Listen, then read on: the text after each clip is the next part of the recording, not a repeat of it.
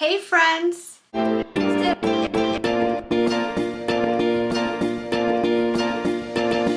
My name is Desiree, aka Mama Friendly, and I do all sorts of videos on my channel, from cooking videos to planner videos, vlogs, hauls, homeschool videos with a Disney twist, a little bit of everything. So if any of that sounds like fun to you, I hope that you will subscribe and join me on my YouTube adventure. Today's video is a collab hosted by Tiffany at Small Town 6, and she's been giving us these food challenges every month for a couple of years now. This month, she's challenged us to make pies just in time for the holiday season. If you're new to my channel, welcome.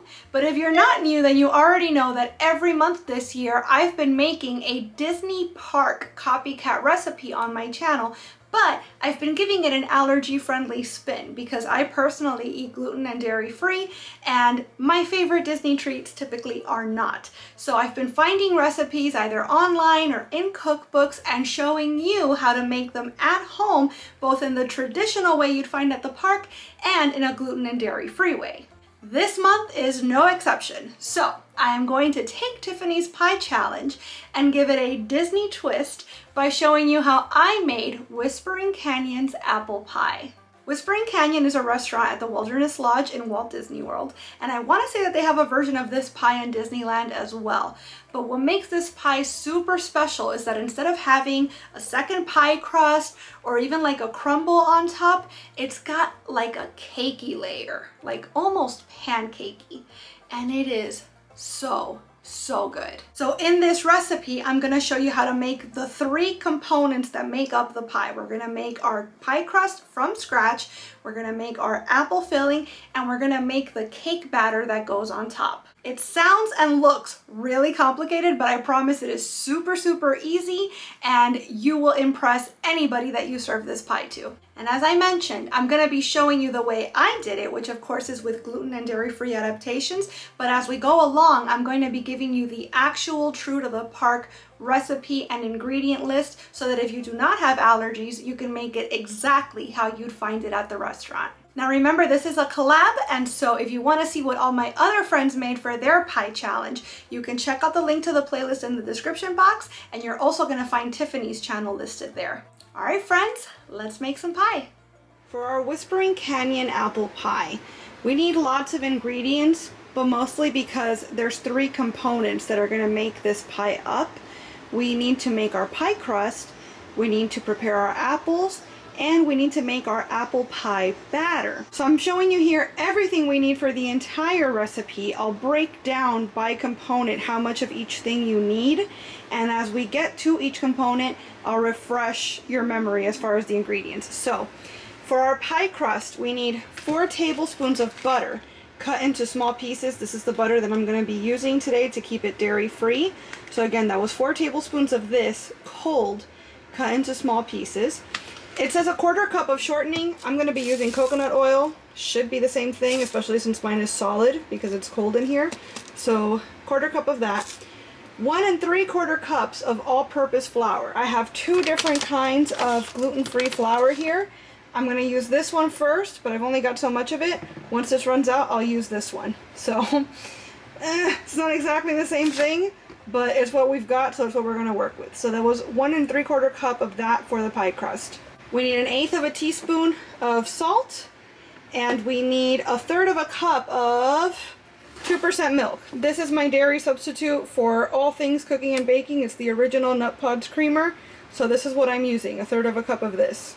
For the actual apples that are going in our pie, we require 6 Granny Smith apples, peeled and diced. There are 5 Granny Smith apples here because Kiddo decided he was going to adopt one and eat it, which is fine. We'll make do. They have not yet been peeled or diced. They have just been, their stickers have been removed and they've been washed. But I do have my handy dandy apple peeler and core ready to go. So we're going to be using that. It also says we should have 2 teaspoons of apple pie spice. I don't know how it compares to pumpkin pie spice, but I have this on hand. The apple pie spice I don't, and I didn't want to have to buy a whole new canister of something just for a recipe, so that's going to have to do. 2 teaspoons of that. As for the apple pie batter, we need 1/2 cup of butter softened. So this is going to be enough for everything we need, both the 1/2 cup and the 4 tablespoons that are going into the pie crust. So we've got that going. We need 2/3 of a cup of sugar, regular white sugar, 2 eggs, 1.5 cups of flour. So I'll probably end up using one kind for the crust and the other kind for the batter. 1.5 teaspoons of baking powder, 1/8 teaspoon of salt, and 1/4 cup of heavy cream. So this is substituting for both our 2% milk and our heavy cream. It's what I've got, and it's what I always use whenever I need any sort of dairy product to cook or bake, like I said. So that's going to be our go-to for today. Starting with our pie crust, we're going to combine our 4 tablespoons of chopped up cold butter, our 1/4 cup of shortening or coconut oil in our case, 1 3/4 cup of flour, our 4 teaspoons of sugar, and our 1/8 teaspoon of salt. I'm not sure if I mentioned the sugar before when I was talking about the crust, but you do need 4 teaspoons of sugar.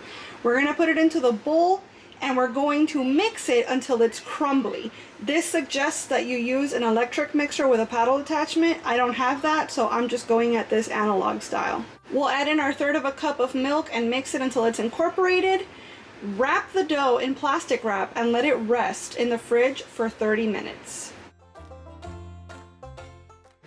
For our apples, they want us to put a cup of water to simmer in a large pot and steam our apples in a steamer basket for about 10 minutes. I don't have a steamer basket, so what I'm going to do instead is I'm just going to kind of saute the apples with a little bit of extra butter and that pumpkin pie spice, just to try to cook them down some before we put them into the pie.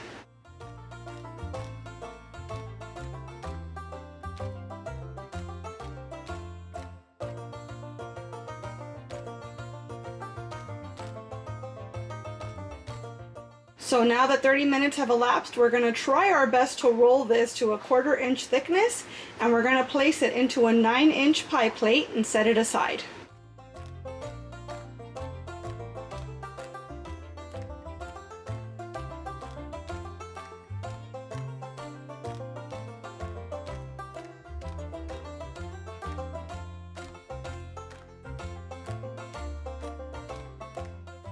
Now for our apple pie batter, we're going to cream together a 1/2 cup of butter softened, 2/3 of a cup of sugar, and we're going to just mix them together until it's fluffy.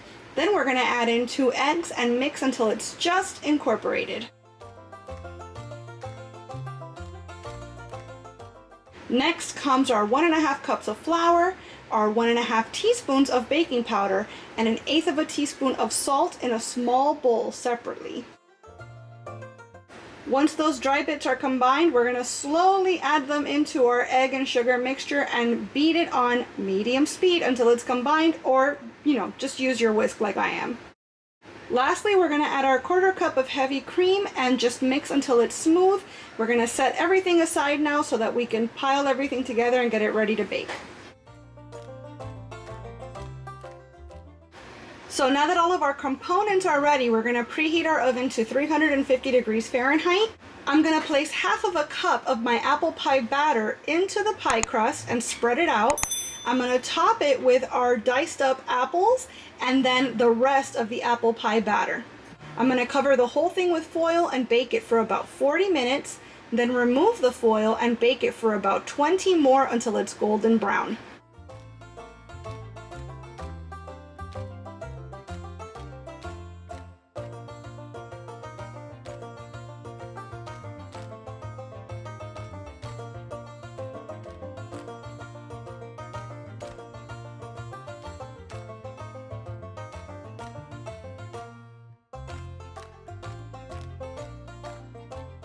We're going to cool this to room temperature and it's ready to serve.